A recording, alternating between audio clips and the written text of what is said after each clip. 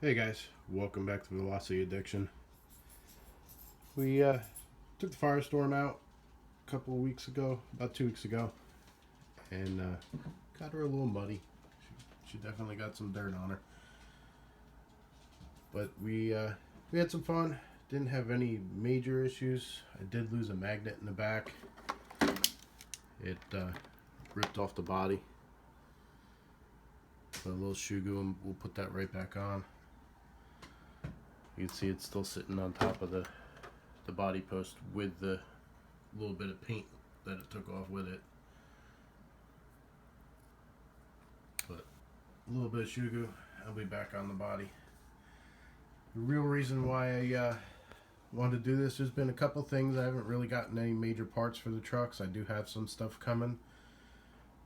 But the one thing I did this past 2 weeks was tools.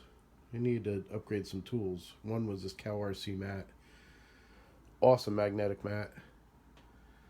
And I got the ROBO3d printer. I think I told you guys about that in the last video. But I've been playing around with that. And here is a waterproof box that I designed in ROBO3d. Excuse me, I have a little bit of a cold. I designed this to keep water out of the RC four-wheel drive wireless winch controller I have on the truck.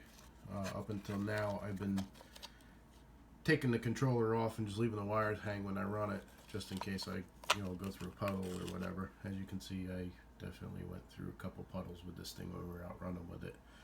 Well, I had a blast with my buddy Phil. He had his new Yeti out, and this is kind of a prototype. We're going to be redesigning it a little bit. As you can see, I got Firestorm and Velocity Addiction embossed on top of it. But it fits right here in the 2-speed servo position. We're going to be making it a little bit bigger so it fills this whole indentation here. And then we're going to put some bosses on the bottom of it so that it fits down inside those holes, and then we'll just attach it with 2 screws. One of the other things I've been looking at for this truck is I'm not happy with the wiring on it. I got wires going everywhere, and I have some lighting coming up soon, which is going to be adding even more wires to the truck. So what I'd like to do is maybe design a significantly bigger box that will house the RC four-wheel drive controller as well as a power distribution board. So I only have two wires coming in from the battery, and then it'll distribute out to the different devices on the truck. But that's it for Firestorm right now. We tried taking out the bomber, which is Soul Stealer. That truck had some issues. It ran good, but after being at full throttle for a couple seconds, it would go into a failsafe mode. I'm not quite sure why that was. I'm hoping it was the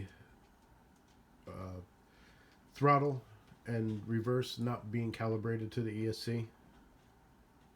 We've had some pretty nasty nor'easter storms here, which have kind of prevented me from taking it out. I didn't really want to take it out, get it muddy, and then have to bring it right back into the house. So I'm waiting for it to dry out a little bit out here. I redid my tow ropes, so they're a little neater on top of the truck. They're not flopping around. If you look in the video, it looks like it had an emo haircut. The tow ropes are flopping all over the outside the truck. They shouldn't flop anymore.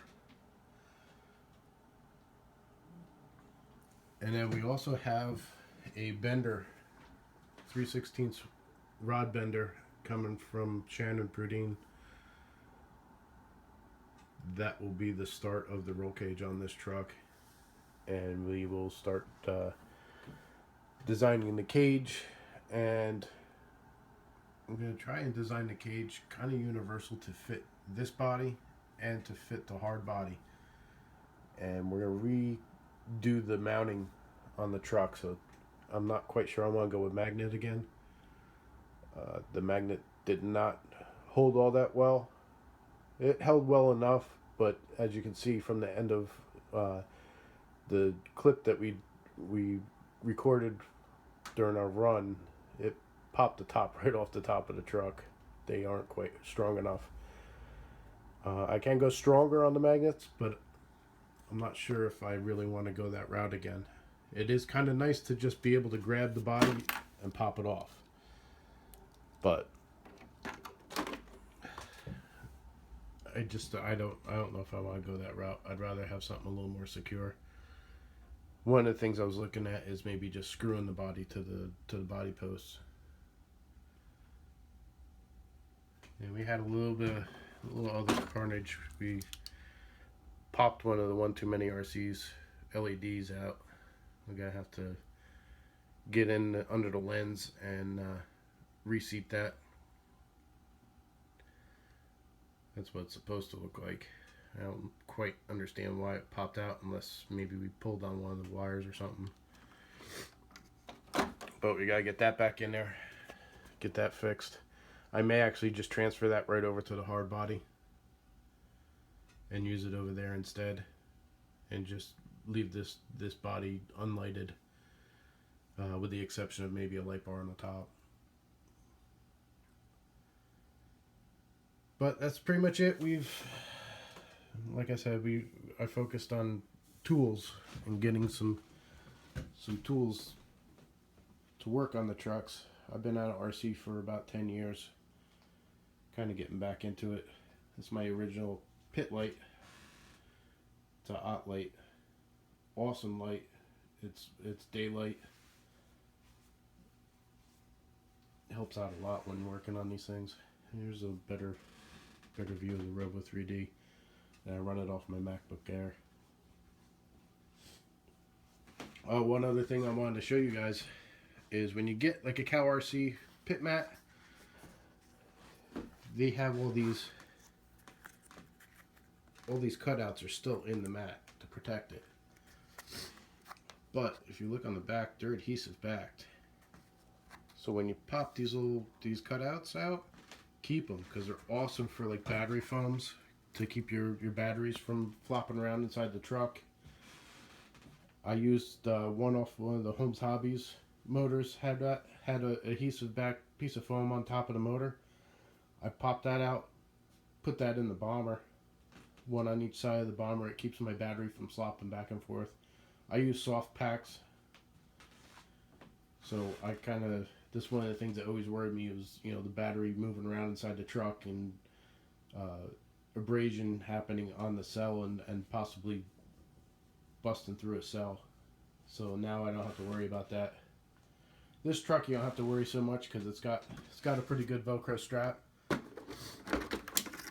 And on the SCX 10, I don't know if you can see it, they give you spacers to screw in here and snug your battery in. So, but that's where we stand right now. Again, got more tools coming. Got a rod bender coming. I got some lighting, a couple accessories for this truck coming, and I'll shoot a video when they come in. But thanks for watching. Make sure you go to Facebook and like our page. That lets you communicate with us. We can communicate with you. You guys can communicate with each other. I don't care what RC you're on.